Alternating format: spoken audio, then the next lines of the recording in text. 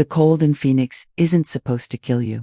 But when you're 68 years old and sleeping on a canvas cot, 3 inches off a concrete slab, it tries its best. I lay there in the dark, listening to the hum of the chest freezer that used to hold Louise's summer vegetables and preserves. Now it just held ice for Marcus's cocktails. The air in the garage tasted of old motor oil, damp cardboard, and the metallic temps of gasoline. It was a smell I used to love. It was the smell of work, of building, of fixing things. Now it was the smell of my prison. I pulled the thin, scratchy wool blanket up to my chin. It was the one we used to use for the dog, Duke, before he passed. It smelled of wet fur and dust. My breath plumed in the air. A weak, ghostly fog illuminated by the single sliver of moonlight cutting through the high, grim-encrusted window. My name is Dorothy Hayes. I spent 40 years building office complexes, community centers, and affordable housing projects that gave working families a place to call home. I understood structural integrity. I understood load-bearing walls. I understood that if you put too much pressure on a weak foundation, the whole thing collapses. I just never realized the weak foundation was my own blood. 2 days ago, the door leading to the kitchen, a solid core oak door I had hung myself in 1998, clicked shut. Then came the sound that changed everything, the heavy, distinct thunk of a deadbolt sliding home. Not the privacy lock, the security bolt. I had tried the handle then, gently at first, then with a rising panic that made my old heart stutter. Locked, sealed. I rolled over, my hip digging into the metal bar of the cot. The pain was sharp, familiar. It was the only thing that told me I was still alive. Above me, through the ceiling, I heard footsteps. Heavy, confident strides. That was Marcus. Then the lighter, quicker patter of heels. Jasmine, my daughter, my baby girl. They were walking on the hardwood floors I had sanded by hand. They were living in the climate-controlled air I paid to heat, and I was down here shivering in the dark, waiting for the sun to rise so I could beg to use my own toilet. If you're watching this video, tell me where you're from or what time it is for you. I closed my eyes and the memory of the dinner hit me, sharp and bright as a camera flash. It was only 3 weeks ago, but it felt like a lifetime. The dining room had been warm, too warm. Marcus had the heat cranked up, sweating in his tight dress shirt. He was always sweating. He had that restless, vibrating energy of a man constantly looking over his shoulder. He poured me a glass of red wine, a bottle that cost more than my first car. "Drink up, Dorothy," he had boomed, his voice too loud for the room. "Celebrate. It's a big night." Jasmine sat across from me. She looked pale, her eyes darting around the room, avoiding mine. She was twisting a napkin in her hands, shredding the corner. "Mama," she whispered, we need to know we're secure." "Secure?" I asked, setting the wine down. "You live here rent-free, Jasmine. I pay the utilities. I buy the groceries. How much more secure can you be?" Marcus leaned forward, his elbows on the table. He had that salesman smile, the one that didn't reach his eyes. "It's about the future, Dorothy. Estate planning. Look, you're getting older. If something happens, God forbid, the state takes half. Probate is a nightmare. We're just trying to protect the family assets." He slid the papers across the mahogany table. They were thick, heavy, bound in a blue legal folder. "It's just a title transfer," Marcus said, tapping the signature line with a gold pen. "You signed the house over to us now, and we manage it. You stay here. Obviously, nothing changes. It just means the asset is safe from the government. Nothing changes." I looked at Jasmine. "Baby girl, is this what you want?" She finally looked at me. Her eyes were wet. "I just want us to be a family, Mama. I want to take care of you like you took care of me. But Marcus says we need to be the owners to handle the insurance and the taxes properly. He's good with money, Mama. He understands these things." I looked at Marcus. I saw a predator. I saw a man who had failed at 3 businesses in 5 years. A man who drove a leased luxury car he couldn't afford. A man who looked at my house not as a home but as a pile of poker chips. But then I looked at Jasmine. I saw the little girl who used to cry when her ice cream fell in the dirt. I saw the daughter Louise had made me promise to protect. Protect her, Dorothy. She's soft. The world is hard. You promise. "I stay here in my room until the end," I said, my voice steady. "Of course." Marcus laughed, a barking sound. "Dorothy, you're the matriarch. You get the master suite if you want it. We're doing this for you."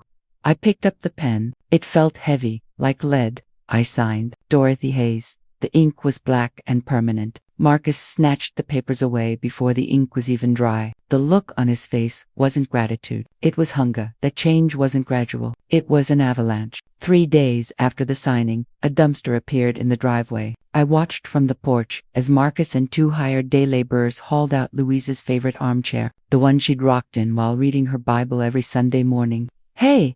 I shouted, stumbling down the steps. "What are you doing?" That was Louise's favorite. Marcus didn't even look at me. He was checking something on his phone. "It's full of dust mites, Dorothy. Allergies. Jasmine needs a clean environment. We're modernizing." Modernizing. I watched them toss the chair into the skip. The wood cracked. It sounded like a bone breaking. "You can't just throw away her things. It's our house, Dorothy," Marcus said, finally looking up. His eyes were flat, cold. "We're decorating. Go inside. You're in the way." By the end of the week, the house was unrecognizable. The warm peach walls were painted a sterile hospital gray. The oak furniture was replaced with glass and chrome tables that looked like they belonged in a dental office. The rugs were gone. The curtains were gone. The house echoed. It was cold, hard, and sharp. Then came the first exile. "We need the master bedroom," Marcus announced over a bucket of takeout chicken. They hadn't cooked in a week. "I need a home office, and Jasmine needs space for her yoga." "But the agreement," I stammered. "The guest suite downstairs is better for you, Mama," Jasmine said, not looking up from her salad. "No stairs. It's safer. What if you fall?" I moved. I packed my clothes, Louise's photo, and my few books into the downstairs room. It was smaller, darker, but it was still in the house. I told myself it made sense. My knees were bad. Stairs were a risk. I was being adaptable. I was being a good mother. I didn't know it was just the staging area for the final move. 2 weeks later, they cornered me in the kitchen. Jasmine was glowing. Actually, glowing. She was holding a small white plastic stick in her hand. "Mama," she said, her voice trembling with emotion. "Look, 2 pink lines." Your eye felt my heart swell. A grandchild, a baby, a new life in this sterile gray house. Suddenly, the furniture didn't matter. The title deed didn't matter. "I'm pregnant," she squealed, throwing her arms around my neck. "You're going to be a grandma." I hugged her tight, smelling her expensive perfume. Tears pricked my eyes. "Oh, baby girl, that's wonderful. Louise would be so happy." Marcus stood leaning against the new stainless steel fridge, arms crossed. He was smiling, but it was a tight, measured smile. "It is great news, Dorothy, but it brings up a logistical issue." I pulled back, wiping my eyes. "Issue? What issue?" "We have a baby coming." "Space," Marcus said. "The baby needs a nursery, and not just any room. The downstairs suite. It's quietest. It's next to the kitchen for late-night feedings. It's the safest room in the house." My stomach dropped. "But that's my room." "It's the nursery," Marcus corrected, his voice hardening. "Jasmine is high risk, Dorothy. The doctor said she needs absolute peace. We can't have you shuffling around in there, coughing, waking the baby. So where do I go?" I asked, looking from Marcus to Jasmine. "Upstairs." Jasmine bit her lip. "The upstairs rooms are, well, Marcus needs his office, and the other one is the guest room for when Marcus's investors visit. We can't have you in there. So where?" Marcus pointed to the door to the garage. "We cleared it out," he said cheerfully. "Put down some rugs. It's temporary, obviously. Just until the baby is born and we get a routine settled. Maybe a few months. It's private. You'll have your own space. It's an adventure, Dorothy." I looked at the door, the garage. "You want me to live in the garage?" "It's an annex," Marcus snapped. "Don't be dramatic. Do you want to stress Jasmine out? Do you want to hurt the baby?" I looked at Jasmine. She had her hands on her stomach, her eyes wide and pleading. "Please, Mama, for the baby. I just need everything to be perfect." I was trapped. How could I argue against a baby? How could I be the selfish old woman who endangered her grandchild? "Okay," I whispered. "For the baby?" They moved me that night. They didn't hire movers this time. Marcus just shoved my cot across the linoleum floor, scratching the finish, and pushed it through the door into the garage. "There," he said, dusting off his hands. Cozy. I looked around. They had pushed my workbench against the far wall and thrown a tarp over it. My tools, my livelihood, my history were buried. In the center of the oil-stained concrete floor sat my cot, a small bedside table with a lamp, and a portable radiator that looked like it belonged in a dollhouse. Next to the cot was the washing machine. "You've got everything you need," Marcus said, backing toward the kitchen. We'll bring you food. Just knock if you need the bathroom, but try to hold it, okay? Jasmine is sensitive to noise. He closed the door. I stood there staring at the wood grain. I heard the lock click, not the deadbolt yet, just the handle lock. I sat on the cot. The springs groaned. I was 68 years old. I had built this garage. I had poured this concrete, and now I was sleeping on it.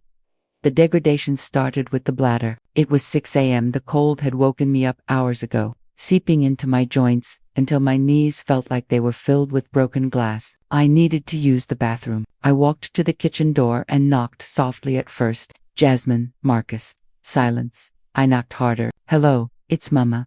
I need to use the restroom. I heard footsteps, then the voice of Marcus, muffled by the wood. Not now, Dorothy. Jasmine is sleeping. Use the hose.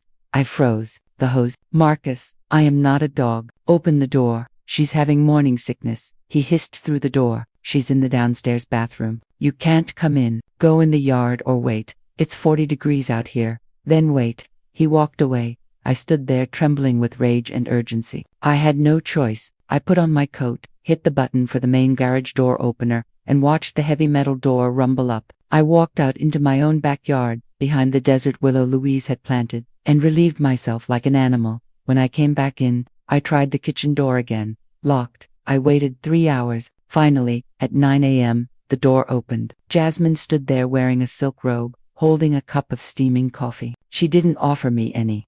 Mama, she sighed, looking at my disheveled hair and work clothes. You smell like garage. Can you please shower before you come into the kitchen? It triggers my nausea.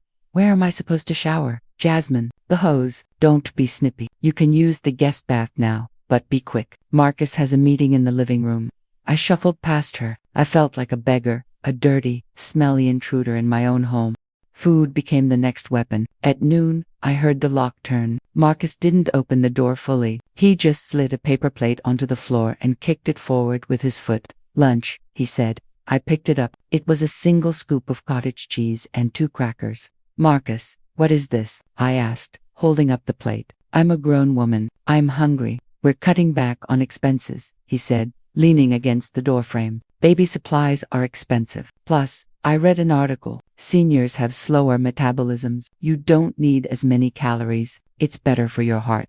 My heart is fine. My stomach is empty. You're ungrateful, he sneered. Jasmine prepared that specially for you. Jasmine didn't prepare anything. This is from a tub. Eat it or don't. He started to close the door. Wait, I shouted. I need water. My bottles are empty. Tap in the utility sink works fine, he said and slammed the door. I looked at the utility sink in the corner. It was covered in paint splatters. The water that came out of it was rusty and smelled of sulfur. I drank it anyway, cupping my hands, water dripping down my chin, onto my dirty shirt. I needed a distraction. I needed to do something other than freeze and starve. I started digging through the boxes they had stacked against the wall, the junk from the house they hadn't bothered to throw away yet. I moved a heavy box of old encyclopedias and found a plastic bin marked Marcus Old Tech. My heart jumped. I opened it, tangled wires, broken headphones, a cracked gaming controller, and at the bottom, buried under a nest of USB cables, a tablet. It was an older model, dusty, the screen smeared with fingerprints. I picked it up. It was dead, obviously, but Marcus was a slob. He never wiped his devices. If I could turn this on, maybe there was something, an email, a bank statement, proof of what they were doing. I looked around the garage. I needed a charger. I dug through the box frantically, my stiff fingers fumbling with the wires. USB-C, micro USB, lightning. I found a frayed white cable. It looked right. I plugged it into the tablet. It fit. Now I needed power. The only outlet was behind the washing machine. I had to drag the heavy machine out 3 inches, gritting my teeth as pain shot through my lower back. I squeezed my hand behind it and plugged the brick in. I sat on the floor holding the tablet like a holy relic. I pressed the power button. Nothing. I held it down. 5 seconds. 10. A battery icon flashed on the screen. Red, empty, but alive. I almost cried. I sat there for an hour, shivering, guarding the tablet as if Marcus might burst in and snatch it. I covered it with an oil rag every time I heard a noise from the house. While the tablet charged, the door opened. Marcus walked in. He wasn't holding food. He was holding his laptop. Dorothy, he said, his voice brisk. businesslike. We need to streamline the accounts. What accounts? I asked, standing up to block his view of the washing machine. The utilities, water, power, gas. The autopay is bouncing because the names don't match the bank records anymore since the title transfer. I need your login for the bank. No, I said. I pay the bills. I'll handle it. Marcus sighed, a long, exaggerated sound of patience wearing thin. Dorothy, you're confused. You messed it up last month. We got a late fee. I can't have the power cutting out with a baby on the way. Just give me the password. I'll link it to my management software. You won't have to worry about a thing. I don't want you in my accounts. It's our accounts now. Effectively, he snapped. Look, do you want to help Jasmine or not? She's stressed out of her mind about the electricity getting cut. Do you want to be the reason she has a panic attack? He knew exactly where to hit. The protector in me was dying, but it wasn't dead yet. Fine, I whispered. It's Louise's birthday. LOUISO 71552. Username D. His builder. Marcus typed it in. He hit enter. He smiled. We're in. See. Easy. Go back to sleep, Dorothy. He left. I felt a sickness in my gut that had nothing to do with the cottage cheese. I had just handed him the keys to the castle. That night, I heard a new sound. It came from outside, a heavy metallic rattling against the main garage door. I got up and walked to the roll-up door. I hit the button on the wall, the motor word, strained, and stopped. The door moved an inch and then jammed. I heard a laugh outside. Marcus. I peered through the gap at the bottom. I saw his expensive Italian loafers. I saw a heavy-duty steel hasp drilled into the concrete driveway and a thick, gleaming padlock securing the door to the ground. Security, Dorothy, Marcus shouted through the door. Can't have people breaking in through the garage. Sleep tight. I backed away. The kitchen door was locked. The main door was padlocked. I wasn't a guest. I wasn't a tenant. I was a prisoner. I went back to the tablet. It had 15% battery. I turned it on. A lock screen. 4 digits, of course. I stared at the keypad. Think like Marcus. He was arrogant, lazy, and selfish. I tried 1 2 3 4. Incorrect pass. I tried 0000. Incorrect pass. I tried his birth year, 1985. Incorrect pass. I tried the current year, 2025. Incorrect pass. Tablet disabled for 5 minutes. I sat in the dark, sweating despite the cold. I had to be smart. What did Marcus care about? Money, himself, Jasmine's birthday. No, he didn't care about her that much. His car model, maybe. The date of his wedding, definitely not. I waited the 5 minutes. I closed my eyes and tried to remember the day he moved in. He had bragged about his lucky number. What was it? He played roulette. He always bet on black 17. I tried 1717. The screen unlocked. My hands shook so hard I almost dropped it. I was in. I tapped the email icon. Welcome to mail. Sign in to get started. He had logged out. I tapped the Photos app. No photos. I tapped the Messages app. No conversations. I checked the browser history. Empty. He had factory reset it. It was a brick. A glowing, useless brick. I stared at the screen. The blue light illuminating the tears running down my face into my gray hair. I had pinned everything on this. I thought I was a detective. I thought I was going to find the smoking gun. Instead, I found Candy Crush. It was the only app he hadn't deleted. I let out a roar of pure frustration and smashed the tablet against the concrete floor. The glass shattered. The screen flickered and died. I was alone. I had no proof. I had no weapon. 3 days passed. I stopped banging on the door. I stopped asking for food. I just lay on the cot, conserving energy. I stood on a stack of old paint cans to look out the high window. It was my television. I watched dust motes dance in the light. Then I saw movement. Loretta Davis, my neighbor for 30 years, was in her garden. She was wearing her big straw hat, pruning her roses. Loretta was a retired R nurse. She had seen everything. She had hands like steel cables and a heart to match. She looked up. Maybe she felt eyes on her. She scanned the house, then the garage. Her eyes narrowed. She saw me. I must have looked like a ghost. A gray, gaunt face pressed against the dirty glass. Her mouth formed an O. She dropped her shears. She took a step toward the fence. I put a finger to my lips. Then, I made a motion with my hand. Phone. She nodded, her face grim. She turned and walked quickly back into her house. That night, at 2 a.m., I heard the faintest scratch at the side door. The the pedestrian door that led to the backyard. I had forgotten about it. It was dead-bolted from the inside, but Marcus had the key, or so I thought. I saw the knob turn. The deadbolt slid back. The door opened a crack. Loretta slipped inside. She was dressed in black, moving like a cat. She carried a thermos and a canvas bag. "Dorothy," she whispered, the smell of fresh laundry and rain entering with her. "Loretta," I croaked. "How?" She held up a key. "Louise gave it to me 10 years ago. Said, in case Dorothy locks herself out, the old fool." I almost laughed, but it turned into a cough. Loretta shone a small pen light on me. She took in the cot, the washing machine, the bucket I was using as a toilet. Her face went hard. "I'm calling the police," she whispered, "right now. This is elder abuse. This is kidnapping." "No." I grabbed her wrist. My grip was weak. "No police. Not yet, Dorothy. Look at you. You're starving. If you call the police, Marcus will talk his way out of it. He'll say I'm senile. He'll say it's for my own safety because I wander. He's charming, Loretta. He'll turn it on you. He'll sue you. He'll make your life hell. I don't care. I do. I can't lose you as an ally. I need information. I need to know what they're doing." She hesitated, then set the thermos down. "Chicken broth and vitamins. Eat. What do you need?" "I need a phone. A burner. Untraceable." She nodded. "I have one in my emergency kit. I'll bring it tomorrow. Same time." She touched my cheek. Her hand was warm. "You survived, Dorothy. Louise didn't raise no quitter. The soup gave me strength. The vitamins cleared the fog in my brain. I wasn't just a victim anymore. I was an operative." The next afternoon, I pressed my ear against the kitchen door. The house was quiet, but then I heard voices raised in argument. "The loan officer is stalling. Marcus." It was Jasmine. She sounded frantic. "He says the title search is coming back with flags. He needs Dorothy to sign an affidavit of occupancy." "I'll handle him," Travis shouted. "I'll forge the damn signature if I have to." "You can't forge a notarized document, you idiot." "Solomon is calling me." He called my cell phone. "Marcus." He asked if I liked my kneecaps. Solomon. A name, a threat. 2 weeks, Marcus said, his voice dropping to a menacing low. "I've bought us 2 weeks, but we need the cash. The $250,000 HELOC is the only way out.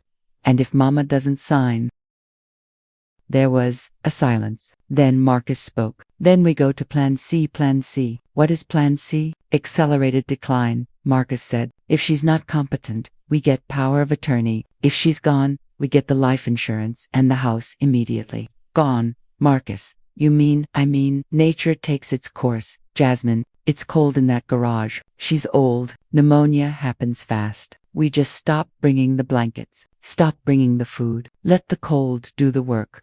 I slid down the door to the floor. They weren't just stealing. They were actively waiting for me to die. I needed proof. The burner phone from Loretta hadn't arrived yet. I needed to capture what they just said. I remembered my old voice recorder. I used to use it for site notes in the 90s. It was in the bottom drawer of the workbench under the tarp. I crawled over. I peeled back the tarp, careful not to make a sound. I wedged my fingers into the rusted drawer pull and yanked. It screeched. I froze. Silence from the kitchen. I pulled again. It opened.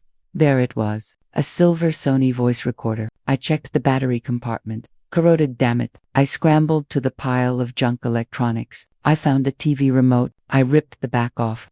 To AA. I put them in the recorder. I pressed play. The red light flickered. Clicked site visit. November 4th, 1998. Foundation settling. My own voice, strong and young, filled the garage. I hit stop immediately. It worked. I crept back to the door. I waited. I needed them to say it again. Hours passed. Finally, around 8 p.m., they were back in the kitchen. "I don't like it, Marcus," Jasmine was saying. "What if the autopsy shows starvation?" I hit record. The little wheels spun. "It won't," Marcus said clearly. "She's refusing food. That's what we tell the coroner. She was depressed. She stopped eating. It's common in widowers. We're covered. Mal, just let her freeze." I had it. I had the confession. I was rewinding the tape, checking the audio quality when the door flew open. I didn't have time to hide it. Jasmine stood there. She wasn't alone. She had a flashlight. "What was that noise?" she demanded. She shone the light on me. "What is in your hand?" "Nothing," I said, shoving the recorder behind my back. "Show me." She lunged. She was faster than me. She grabbed my wrist. Her fingernails dug into my skin. She wrestled the recorder from my hand. She looked at it. She saw the red light. Her face twisted. You were recording us. I heard you, I panted, backing away. Plan C. I have it on tape. Jasmine. Murder. She looked at the recorder, then at me. She didn't look guilty. She looked annoyed. You have nothing, she said. She dropped the recorder onto the concrete. She lifted her foot. She was wearing heavy winter boots. And she stomped. Crunch, she stomped again and again until the silver plastic was shattered. Shards and the magnetic tape was a tangled, useless ribbon. She kicked the pieces into the corner. Oops, she said, her voice flat. Clumsy me. Clean that up, Mama. I don't want you tripping. She turned and walked out, locking the door. I stared at the pile of plastic. My leverage was gone. My hope was gone. The cold one that night, I woke up shaking so hard my teeth clattered. My chest felt like it was filled with wet concrete. Every breath was a struggle. I coughed and it sounded like a rattle in a dry gourd. I was burning up. My skin was dry and hot, but I couldn't stop shivering. I lay on the cot, drifting in and out of consciousness. I saw Louise. She was standing by the workbench, holding a glass of lemonade. Get up, Dorothy, she said. Don't you dare die in this garage. You didn't build this house to die in the parking spot. I reached for her, but my hand passed through empty air. The next day, or maybe 2 days later, I lost track. The door opened. Light flooded in. It hurt my eyes. Miss Hayes, a stranger's voice. I squinted. A woman in a beige suit, and behind her, Marcus and Jasmine wearing masks of deep concern. This is Miss Evans, Marcus said gently, from Adult Protective Services. She's here to help, or finalize the Plan C paperwork. Ms. Evans knelt beside me. Ms. Hayes, your family is very worried. They say you refuse to come inside. They say you're confused. I looked at Marcus. He was staring at me. His eyes said, play along, or she dies too. He glanced meaningfully at the side door, toward Loretta's house. I understood. If I fought, if I claimed abuse, he would drag this out. He would target Loretta. He would claim I was insane, and I was too weak to fight him physically. I had to be smarter. I had to be the victim they wanted, until I could become the executioner. I pulled the blanket up. I looked at Ms. Evans with wide, vacant eyes. The bridge, I whispered, my voice raspy from the fever. I have to finish the foundation. Louise is waiting. Ms. Evans sighed, writing on her clipboard. I see disorientation, hallucinations. She thinks she's at work. Jasmine sniffed, wiping a fake tear. It's heartbreaking. We're doing our best, Marcus said, but we might need a facility. I'll expedite the paperwork, Miss Evans said, standing up. You're doing saint's work, Mr. Bishop. It's not easy. They left. Marcus winked at me before closing the door. He thought I was broken. He thought I was acting out of fear. He was wrong. I was buying time. The adrenaline from the performance burned off the worst of the fog. I sat up. I drank the rest of the rusty water. Plan C, I muttered. Facility. They were going to move me to a state home, dump me there, and sell the house. Or they would just poison my next meal. I looked at the workbench. The recorder was destroyed. The tablet was destroyed. But there was one thing they hadn't found. Louise's words came back to me, clear as a bell. If you are ever in a hole you can't dig out of, Dorothy, you call James. He owes you his life. Colonel James Washington, Vietnam, 1971. I had pulled him out of a burning supply depot under enemy fire. He had lost an eye, but he lived. He went into military intelligence, then corporate security, then things we didn't talk about at barbecue. I had a burner phone from Loretta, but I didn't have the number. Wait, the toolbox, the real toolbox. It was under the workbench, behind a stack of paint thinner cans, a heavy red iron chest I hadn't opened in 5 years. I dragged myself across the floor. My lungs burned. I pushed the cans aside. The chest was locked. I didn't have the key. I looked around. I picked up a heavy pipe wrench. I smashed the lock. Clang. The sound rang like a bell. I hit it again. Clang. It broke. I threw the lid open. Inside were my precision tools, my levels, and taped to the underside of the lid, a yellowed index card. Colonel James Washington emergency. There was a number. I waited until midnight. Loretta had slid the burner phone under the door an hour ago. I dialed the number. It rang once, twice. This line is restricted, a voice said. It wasn't a machine. It was a man, cold, hard. I need to speak to Washington. Who is this? Tell him, it's the architect. Tell him the bridge is falling. Silence, then a click. Dorothy. The voice was gravel and smoke. James, I whispered, leaning my head against the washing machine. I'm in trouble. Where are you? In my garage. They locked me in. My daughter and her husband, they're starving me. They're talking about killing me. James, are you armed? No. Are you safe right now? For tonight. They think I'm senile. They think I'm dying. Good, James said. The word was like a gunshot. Keep thinking that. Who are they? Marcus Bishop. Jasmine Hayes. Give me 1 hour. James, I don't have money. They took my accounts. Dorothy, his voice softened, just a fraction. You paid in blood in 71. Your tab is good forever. Sit tight. Do not eat anything they give you. Do not drink anything. 1 hour, 58 minutes later, the phone buzzed. I have the picture, James said. No pleasantries. Marcus Bishop, failed crypto exchange founder, currently unemployed, gambling addict. He owes $150,000 to a loan shark in Las Vegas named Solomon the Reaper. Kane. The debt is past due. He's desperate, I said. He's dead walking. Solomon doesn't sue people, Dorothy. He disassembles them. Marcus is trying to leverage your property to pay the debt. He applied for a $250,000 HELOC loan with Desert Trust Bank. The application is pending your signature. And Jasmine, I asked, closing my eyes. The baby. There is no baby, Dorothy. The heir left the room. We accessed her medical records. She had a tubal ligation 3 years ago. She can't get pregnant. The test was a prop. The morning sickness is acting. She's not protecting a child. She's helping him rob you. I dropped the phone on my lap. No, baby. The one thing that had made me accept the garage. The one thing that made me sign the papers. A lie. A cold, calculated lie designed to displace me. My daughter wasn't a victim. She was a monster. I picked up the phone. My hand wasn't shaking anymore. The fever was gone, replaced by ice. Dorothy, I'm here. She knows, I said. She knows about the gambling. No, James said. That's the interesting part. She thinks he's an investor. She's stealing from you too, but not for the debt. She spent $20,000 of your savings in the last 3 months on luxury goods, bags, spas. She thinks they're rich. He thinks he's saving his legs. They're conning you and they're conning each other. Finish them, I said. We will, but we need to do it legally. If we just hurt them, you lose the house. We need to expose the fraud publicly. We need to destroy them in front of the bank. There's a clause in the title deed you signed, or rather, the one you didn't sign. Louise was smarter than you. Dorothy, what do you mean? 5 years ago, the estate planning, you put the house in a trust. Remember? Vaguely. It's an irrevocable trust, the Louise Hayes Family Trust. You are the beneficiary. The house doesn't belong to you, Dorothy. It belongs to the trust, which means you can't give it away. That quitclaim deed you signed for Marcus, it's toilet paper. I started to laugh, a dry, hacking sound. So they don't own it. They own nothing. And I'm coming to tell them.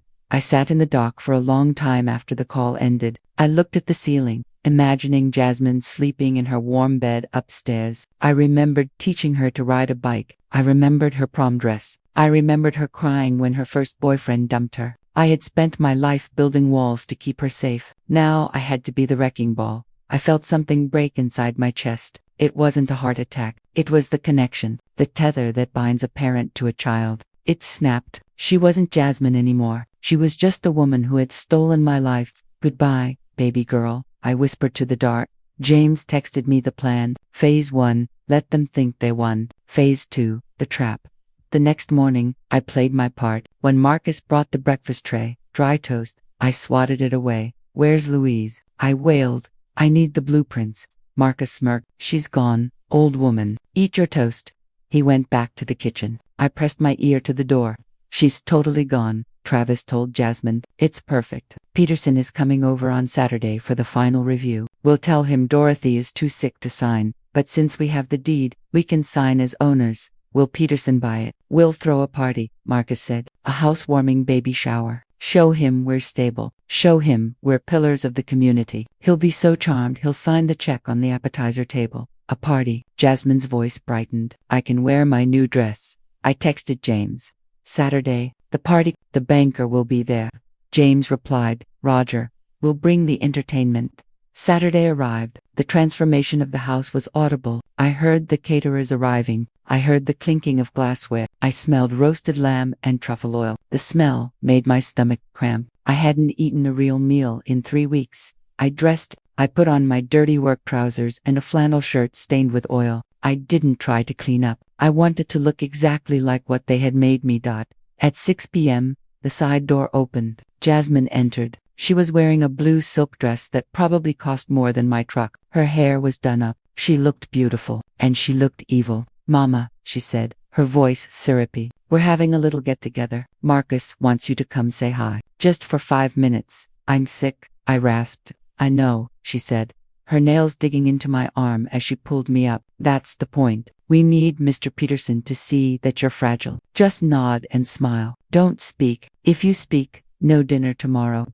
She dragged me out. The living room was packed. 50 people, neighbors I didn't recognize, Marcus's business partners who looked like frat boys in cheap suits. The music was loud, some thumping electronic beat. Marcus was holding court by the fireplace, a glass of champagne in his hand. He saw me and his face lit up with fake joy. "And here she is, the matriarch, my mother-in-law, Dorothy." He threw an arm around me. His cologne was suffocating. "Everyone, give it up for Dorothy. We're so blessed to have her living with us." There was a smattering of polite applause. I looked at the faces. I saw pity. "Poor old woman. Look at her shoes. Look at her dirt. And this," Marcus said, gesturing to a short, balding man in a gray suit, "is Mr. Peterson from Desert Trust Bank, the man making our dreams come true." Peterson looked uncomfortable. He looked at me. "Ms. Hayes, a pleasure." I stared at him. I let my mouth hang open slightly. I drooled a little. "The bridge," I mumbled. "Is the concrete cured?" Peterson stepped back. "Oh, I see. She's having a bad day," Jasmine whispered loudly. "But we love her." "It's a formality," Marcus said to Peterson, steering him toward the table where a stack of documents lay. "We just need to sign the HELOC agreement. We're using the funds to renovate the nursery."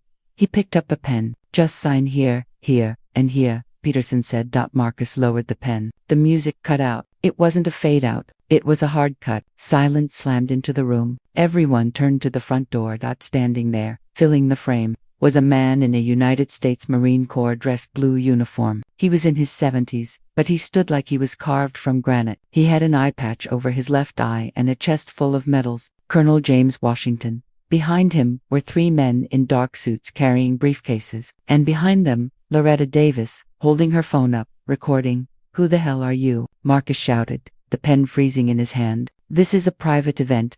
James took a step inside. His boots echoed on the hardwood. "My name is Colonel James Washington. I am the legal representative for the Louise Hayes Irrevocable Trust." He scanned the room, his single eye locked on Marcus. "And I'm here to evict a squatter." Marcus laughed. It was a nervous, high-pitched sound. "Trust? What trust? I have the deed. Dorothy gave it to me." James ignored him. He walked straight to me. He stopped, snapped a crisp salute, and held it. "Sergeant Hayes," he said, "reporting for duty." I stood up straighter. I wiped the drool from my chin. I felt the fever vanish, replaced by the steel of the woman I used to be. "At ease, James," I said. My voice wasn't raspy anymore. It was clear. It was loud. The room gasped. "She speaks," someone whispered. "Marcus." Marcus looked confused. "Dorothy." "What, Mr. Peterson?" James said, turning to the banker. "I suggest you cap that pen, unless you want to be named as a co-conspirator in a federal fraud case." Peterson capped the pen instantly. "Fraud? The document Mr. Bishop is attempting to leverage," James announced, his voice booming, "is a quitclaim deed signed by Dorothy Hayes. However, Dorothy Hayes does not own this house." "What?" Marcus screamed. "She lived here for 40 years. She lived here as a beneficiary," James said calmly. "The legal owner is the trust, and as of this morning, the sole trustee of that trust is," he pointed at me, "Dorothy Hayes, meaning, I can't give you the house." "Marcus," I said, stepping forward, "even if I wanted to, and I really, really don't want to." Marcus looked like a rat, trapped in a corner. He looked at the papers. He looked at Peterson. "This is a trick," he snarled. "She's senile. She signed it. It's my house." "It's over, Marcus," I said. "We know about Vegas." Marcus froze. His face went the color of ash. "We know about Solomon," James added. "We know you owe $150,000, and we know you stole $40,000 from Dorothy's retirement account to pay the vicarish." The guests started to murmur. People began backing away from the food. "He's lying," Marcus shouted, sweat pouring down his face. "He's crazy." "And we know about you, Jasmine," I said. Jasmine was standing by the sofa, clutching her champagne glass. Me. James signaled one of the suits. The lawyer stepped forward and handed Jasmine a file. Bank records, James said. $20,000 in unauthorized transfers from Dorothy's savings. Gucci, the Four Seasons, Napa Valley. Marcus whipped his head around to stare at his wife. You spent 20 grand. I needed that money. Jasmine shrieked. You stole 40 grand. You told me we were investing in crypto. You were supposed to be saving for the baby. There is no baby, I shouted. The room went dead silent. I looked at my daughter. Tell him, Jasmine, tell him about the tubal ligation. Marcus looked at Jasmine. His eyes bulged. You're not pregnant. Jasmine burst into tears. Real, ugly tears. I just wanted the house. I wanted us to be happy. Peterson, the banker, was already packing his briefcase. I am withdrawing the application, he stammered. I had no idea. You're leaving? Marcus lunged at him. No, you have to sign. Solomon will kill me. James stepped in between them. He didn't touch Marcus, he just looked at him. Marcus stopped. Solomon Kane has been informed of your situation, James said, coldly. He is very disappointed. He's sending his own collection team. They should be here shortly. Marcus began to hype. But before they arrive, James said, we have some local business. The front door opened again. 2 uniformed police officers stepped in. Marcus Bishop, the lead officer, asked. Marcus whimpered, you are under arrest for wire fraud, elder abuse, and grand larceny. They cuffed him. Marcus didn't fight. He just collapsed, sobbing. It was her idea, he screamed as they dragged him out. She wanted the lifestyle. She made me do it. He's lying, Jasmine screamed back. He threatened me. The guests fled. It was a stampede. No one wanted to be a witness. In 2 minutes, the house was empty. Only the smell of the roast lamb remained. I stood in the middle of the living room. It was quiet. James walked over and shook my hand. Good to see you, Sergeant. Good to see you, Colonel. House is yours, he said. We'll file the restraining orders in the morning, and my team will help you get the money back. We'll seize Marcus's car, his watches, everything. Thank you, James. Don't thank me. Thank Louise. She knew. He nodded to the door. You have one loose end. I walked out to the porch. Jasmine was sitting on the bottom step, her blue dress pulled around her on the concrete. She was shivering. She looked up when she heard me. Her mascara was running down her face in black streaks. Mama, she whispered. I have nowhere to go. I looked at her. I searched for the little girl I loved, but all I saw was the woman who had stomped on my recorder, the woman who had stomped on my life. You have a choice, I said. I reached into my pocket and pulled out a key and a debit card. This key is for a studio apartment in South Phoenix. I paid rent for 3 months. I dropped the key in her lap. This card has $500 on it for food. I dropped the card. Mama, please, she begged. I can't live in a studio. I can't. I'm your daughter. My daughter died when she decided to murder me for a remodel. I said. My voice was hard as stone. I didn't mean to. It was just talk. Go, I said. Figure it out, Jasmine. Get a job, or don't. But you aren't setting foot in this house again. But what about Marcus? Solomon? Not my problem. I turned around. Mama, she screamed. I walked up the steps. I stepped inside the house. I looked at James and Loretta. Lock it, I said. I closed the heavy oak door. I threw the deadbolt. Thunk. I didn't stay in the living room. It smelled like them. I walked to the kitchen. I unlocked the door to the garage. I walked in. It was cold, but it didn't bother me anymore. I walked over to the workbench and pulled the tarp off completely. There they were, my saws, my hammers, my life. I picked up a sanding block. I took a deep breath. I had a lot of work to do. I had to tear down the gray walls. I had to bring back the peach. I had to rebuild the foundation. But for the first time in months, I wasn't building for them. I was building for me. I sat on the cot, surrounded by my tools, and I finally, peacefully went to sleep. If this story resonated with you, leave a like and consider subscribing. You can also drop any comment below, even just one word. Maybe tell me where you're watching from, or what time it is right now. Sometimes one word is enough to say you were here.